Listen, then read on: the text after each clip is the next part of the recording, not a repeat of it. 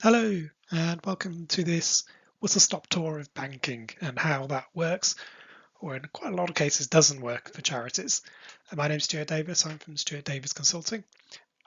This is going to be a very quick whistle-stop tour around. We won't cover absolutely everything in detail. So if you do have any questions, there's some contact details at the end. Feel free to get in touch. More than happy to chat about anything you need. So the big question we're always asked is, who should my charity bank with? Now, there's a few different ways of answering this, but we're going to have to go into a little bit of depth in a few different areas to answer it fully. The first one, the most obvious one, is what services do you actually need from your bank? That's going to determine the type of bank you need because the different ones offer a different range. But to understand why that works in particular for charities, we need to understand a little bit about how the banking system works itself. We need to have a quick look at risk to see what your own views or what you're comfortable with, but also how the banks work themselves around that. There's an issue around debanking in charities at the moment. You may have heard about this, but a lot of charities are having trouble opening bank accounts, and in some cases are having bank accounts closed on them unexpectedly. We're going to explore exactly why that is actually happening, what you can do to protect yourself from it as much as you can, and what you can do about it when it happens to you. And then we'll have a look at client accounts as well as an alternative to the traditional bank account. So what do I need from my charity's bank account?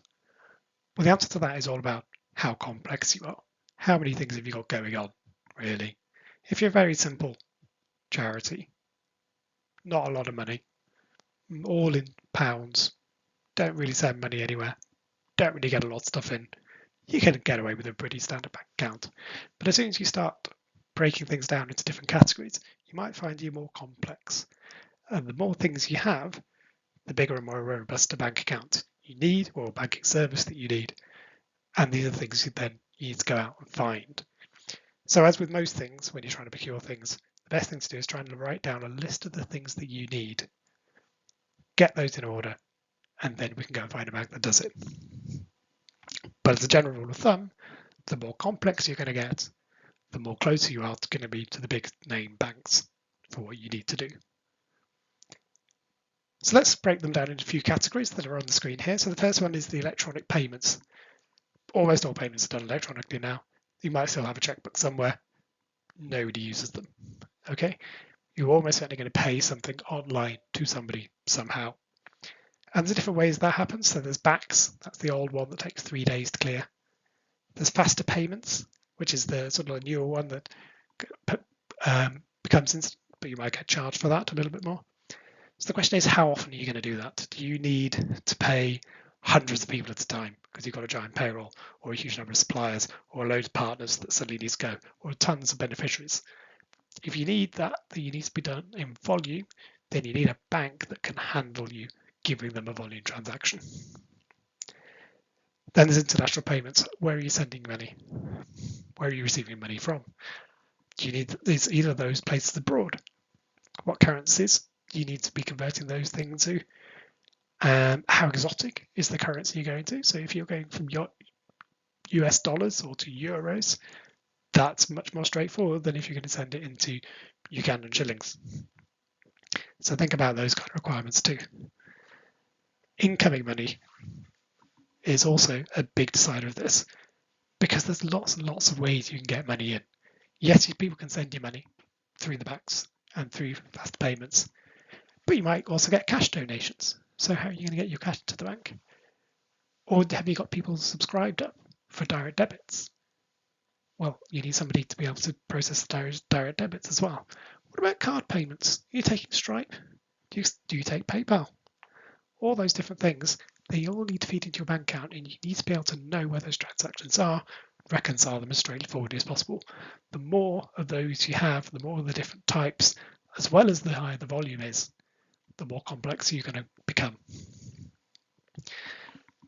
Linked to the international payments is foreign currency accounts themselves. So if you've got a big pile of money coming in dollars and you've got a big pile of money going out in dollars, it makes sense to keep it in a dollars account, not a GBP account, where you're going to have fees and losses for transferring from one to the other. Can your bank do that? Well, some of them can, but not all of them. And then if you're lucky to have excess money hanging around the place for a couple of months, do you want to put that in savings? How long do you want to lock it away for? Those kind of things, all these things need to fit together in all of your payment services and all your banking services. So make a list of which ones are right for you, and that will determine the type of bank you go with. To understand the kind of bank that's going to be suitable for your charity, we need to have a look at the banking market itself and how that works. I split these into 3 tiers, as I call them. The first tier is the backed member banks. Now, there's only a small group of these. BACS is that software talked about before that does the payment processing. So it does the BACS payments, obviously, but the underlying software and the organization also manages direct debits. So if you get income in or do payments out through direct debits, it goes through a BACS member. If you do CHAPS, those are a thing every now and again. That's also BACS. It's all the BACS members that do it. The point is these members are the ones that own and operate the underlying payment software structure. They have direct access to it and they do it through their systems. If you've got a lot of bulk payments, therefore, it's these guys that probably underlie what you're doing. Tier 2 banks is what I refer to as the piggyback banks, because they are not BACS members. They don't have access to that underlying software. Now, there's a lot of good banks in this category. Tier 1 is all the big names like HSBC, NatWest, Barclays, Co-op, all the ones you'd expect. Tier 2 are those more sort of specialist banks, which you might think have a bit more of an ethical push to them. So people like Charities Aid Foundation, Triodos, Unity Trust, all those are those like Tier 2 piggyback banks. Now, because they don't have access to the software, they have to rely on this other bank software. There are 2 important things to know. The first one is that things can, not always, but can take longer to set up. They can take longer to resolve if there's a problem. And they can cost more because you're paying 2 banks for the service. The other thing is this has a big knock-on effect on your ethical view of a bank. Because however good you believe the investment policy of those piggyback banks are, if you entirely want to avoid one of the tier 1 ones for ethical reasons, you have to look at the underlying service your tier 2 bank is running on. And quite a lot of them are running on ones you may not agree with. So there's some digging to do if you want a proper ethical thought. Tier 3 are the banks that are not banks. There's a lot of things out there that look and work apparently like a bank. But if you look at their website, they do not use the word bank. So a good example of this, I think around the place are things like fintechs, so ones that look like you've got a bank account. If you look at the bottom of their pages, apart from the fact that they don't use the word bank anywhere on their website, they're actually regulated by the FCA, but they're regulated as a payment service provider. So they may be using their own system. Some of them are working very well. They may be going through either one of the tier 1 or tier 2 banks to get there, but they don't necessarily have exactly the same protections as you would have from a tier 2 and a tier 1. When you're a proper bank, you're regulated by the Prudential Conduct Authority as well as the Financial Conduct Authority. So they are the ones that are looked after systematically. The tier 3 ones aren't. So you don't have quite the same protection. Plus, a lot of the tier 3 ones may have similar kind of licensing, but they're in different countries. So they'll be following regulations in the USA or Estonia, not the UK ones. So just check exactly you're comfortable with what you're working with. The other thing to know about banks is that they hunt in packs. Just like any other company, a lot of banks will form part of the same group with different brands attached to it. So if you're trying to find one that is going to be different or offer a different range of services, chances are you might not find them in the same group. Or if you're trying to find one that has a different way of dealing with things like some of your foreign exchange issues, or if you've been having trouble or customer service issues, again, ones in the same group may have very similar ways of dealing with those things. And if you're trying to avoid a bank for ethical reasons, you need to avoid the whole group. So here's some of the ones that are obviously large groups in the UK. Some of them you might not realise are all part of the same group here. And there are other ones out there as well. So Barclays tends to have the same branding. To be fair, Barclays Bank UK, Barclays, Barclaycard, obviously clearly all part of the same group. And of course, these groups are constantly changing around as well. So to make sure you do understand who is in the group that you're targeting. When you are looking for a bank, another thing you need to consider is how you're protected if anything goes wrong. Now, all the Tier 1 and Tier 2 banks are part of something called the Financial Services Compensation Scheme, the FSCS. A lot of the Tier 3 ones, maybe not, depending exactly how they're regulated. So check out the small print at the bottom of their website. But if you see the word bank on a UK website, then they're one of those Tier 1 and Tier 2s. They legally are allowed to use the word bank. They are part of this scheme. And what this does is it covers you for £85,000 in any bank that you've deposited with.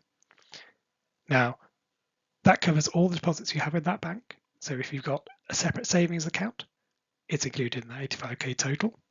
If you have a foreign currency account, then that will get converted and included in the 85k total, but it's 85 across all those different accounts. What happens is that if the bank fails, if it does an RBS on you and the government has to step in or something like that, or for some reason the bank disappears, the FSCS will come in and immediately give you back your money straight back into your account, which will be taken over by another bank. That's a general rule of thumb. That's what it's there for. Now, it's important it doesn't cover investments. So if you're holding shares or your holdings are kind of debentures or any kind of weird or wonderful thing like that, nominally through a bank, those are not protected. But if it's a box standard savings account, if it's a box standard current account, you are protected in those ways. And as I say, it does cover foreign currency accounts as well. The way they do that is at the date the bank stops functioning, they go and take the exchange rate from the Bank of England, convert it into pounds, make sure that is covered, give you that much in pounds. They won't give you the currency back, I'm afraid. But the one big thing you have to remember is that a lot of banks share licenses. Now, we had a look at the banking groups before, and just to complicate matters, that's not exactly how that works. Some groups have more than one license because they've historically had them. Some share them. So NatWest, for example, shares it with Ulster Bank, but Coutts has a separate license. The thing is, go and check on the FSCS website. If you're ever concerned, they have a checker. You can add as many accounts as you like, with as many banks as you like, with as much money as you like, and it will tell you precisely how much of that is covered by the FSCS. Now, this is very much a belt and braces approach. Hopefully, touch wood, we're not going to have a big systematic banking failure in the near future. But if you really want to be absolutely 100% sure, make sure you don't put anything more than 85k in any one account. I'm going to move on to the big topic of debanking, because this is getting bigger and bigger issue at the moment for charities. There's a lot of charities that are finding problems opening a bank account in the first place.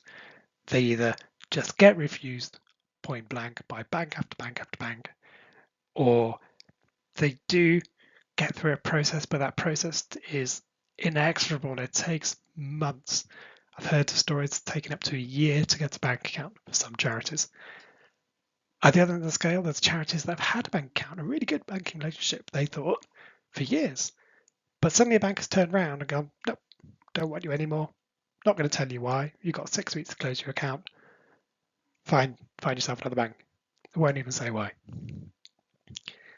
Or there's ones even worse that have gone, sorry, your account's frozen. You can't move your money in, can't take money out. No, we're not going to tell you why. And when we're trying to help the most vulnerable people in the world, this is just intolerable, especially when it's an emergency that we're trying to get money to places quickly. And the reason behind all this, underlying this, is actually a very sensible piece of regulation. It's called the Anti-Money Laundering Regulations, and they're there to stop criminals passing money through the system. But those regulations are built for businesses, and businesses do things in a certain pattern. And the regulations say that what you need to do is pattern spot, and then if anything goes outside the ordinary, question it, which should raise a red flag with you if it's outside the ordinary. Everything I know charity could do potentially is outside the ordinary when it comes to these things. So what kind of things do we do that's unusual? Well, we send money abroad. Send money abroad to strange places. We're not sending it generally to Europe or the USA or Canada or Australia. We're sending them to East Africa, Sub-Saharan Africa, Asia, Central America. Not places the business would normally do that. Those amounts could also be a big lump of your income in one go. No business sends 80% of its money out in one go. Why on earth would it do that? But charities do, because they have to fund partners out there. It's a big grant pile that goes out. The other thing that charities have is overseas-based trustees. Of course we have overseas-based trustees. How on earth do you know what's going on the ground unless you have an overseas trustee in the communities you're trying to help? But that's a red flag, because most UK businesses don't have overseas directors. And if those overseas trustees aren't traceable in some way or don't have the same kind of documentation as a UK director, that's what causes things to slow down, because the system isn't ready for it. Also, you can have trustees with particular lived experiences. Now, I've heard stories about charities that have had people with criminal records on their boards. They've been knocked back. Well, of course you can have somebody with a criminal record on your board if that's the community you're trying to serve. If you're trying to keep people out of jail, trying to stop addiction, you probably will have somebody with a criminal record on your board. We need to learn those things. But that's no good for a bank, because companies shouldn't have people with criminal records on their board. And of course, going the other way, you might be receiving your income in giant lumps. No business gets all its income in one giant invoice in the middle of the year, but charities do, and some of those money may come from overseas. So all these things can raise red flags, and if you're a charity that's doing all four of these things, you've just raised four great big red flags before you've even started. So we have to anticipate these kind of things, though. If the bank doesn't understand about you and what you're going to do with your money and the way your money's come from, they will just make it not worth their while. They will just not bother opening it in the first place, or they'll just close down on you. And if you do something that you may naively think is a great idea, sending money to a country that may be on the grey list for sanctions because there's people there that need to be helped, that's another red flag, and that's what would stop the bank working with you. And they pull down the shutter and go, no, we can't do that. It's outside our risk appetite. That's not what we're here for. And that's where the debanking happens. That's where the freezing happens. And the really stupid thing is they can't even tell you why they've done that. There's a law called tipping off, which again is there for a really good reason. If it's a criminal trying to get money through the system, the last thing you want them to do is for a bank to turn around and say, we think you're a criminal, that's why we're frozen your transaction, because that criminal will be out the door. So they can't say anything. But you're a charity, but you're quite the same way. So how do you avoid this? Well, tell the bank up front as much as you can. Get the documentation in place as much as you can. Let them see where the money's coming from. If there's something going to happen in the future and it's a big pile of money coming either into your account or out of the account, let the bank know in advance. They've got it there. You can get ahead of their AML people, ahead of their compliance people, and set the ground for them in advance. Make sure you get as good a relationship as possible. Now, that's not possible with all banks. Some banks, small charities, they're just not set up for it. You're below their radar in terms of the size you are. Therefore, there's no customer service for you. And then, boosh, you get hit with this. But if you are able to get some kind of relationship going with the bank, that is your best line of defense. So here's some more tips and tricks just to keep on the right side of the banks wherever possible. Keep your bank mandate up to date. If the bank knows who can authorize things and they've disappeared, that's no good. You need to let the bank know exactly who can talk to them about things at any one time. Always keep it up to date. Keep spare people on your mandate as well. Don't go, oh, well, there's 2 of us, we'll be fine. We'll sign off everything. You need a 3rd person, potentially a 4th person, just in case one of you gets hit by a bus tomorrow. Just make sure it's all there and able to go if anybody's away. As I said before, let them know if you're expecting any big amounts, so that paperwork is there, the trail is there, they can just follow the breadcrumbs. And then don't do anything naive. Check high-risk countries. If you're going to send money to a grey list, definitely don't send things to a blacklist country. Don't go send stuff to Syria, Russia, or Iran, because that's just a no-no. Don't send monies to any organisations themselves or individuals who are also on the blacklist. But there are some grey ones which are high risk that they will check but may let through. If you're going to do that, definitely let the bank know in advance that you're going to do that. Or even better, don't use the bank for those payments at all. Use a specialist foreign currency provider, payment provider, who specialises in those areas and those countries and could do those for you. It might get a better rate as well, and less fees. So it's all worth doing. And if all else fails, still can't get a bank account, or you've been debanked entirely and you just can't get any sense out of the banks at all, one option you can go down is the client accounting route. So it's something that we've started doing, opening up bank accounts for charities in our name. And the way this works is we're an accounting firm. We're not the only ones that do this. I mean, accounting firms, legal firms, solicitors especially, those kind of professional services firms, if they've got the right kind of license, they can open up a client accounts for you. And what they're for is for storing your money in. It's ring fenced to you, so if anything goes wrong with the business, your funds are there and the bank is told legally, this belongs to the charity, you have to stay with those. The only difference is the account is slightly in our name, for example. So I would say it's Charity X. It would be the name of Stuart Davis Consulting, Charity X. But you'd have access to that bank account. You could make the payments. You could do everything you wanted, just like a normal bank account. But we share control over it. And it would be the reason this works so well is the bank doesn't have to do that big complicated due diligence of its own to match the regulations. We can do that instead. They rely on what we're doing, and we can be a lot more nuanced because we understand charities a lot better than the banks do. We still have to do some good AML checks, we still have to be robust, but we understand and we can make things work better. So there you have it. That's our whistle-stop tour of the banking sector and how it does or indeed does not work for charities. I hope that was helpful if you're looking for a bank account for the first time, or if you're encountering banks and their problems and how that might relate to you. I hope that's been a good explanation, at least to begin with. Of course, every charity is different. Every charity has its own circumstances. So if there's a specific thing you have questions about or a specific thing you need help with, drop us an email at info@stuartdavisconsulting.co.uk and we'll get right back to you. But other than that, I hope you enjoyed this. Thank you very much.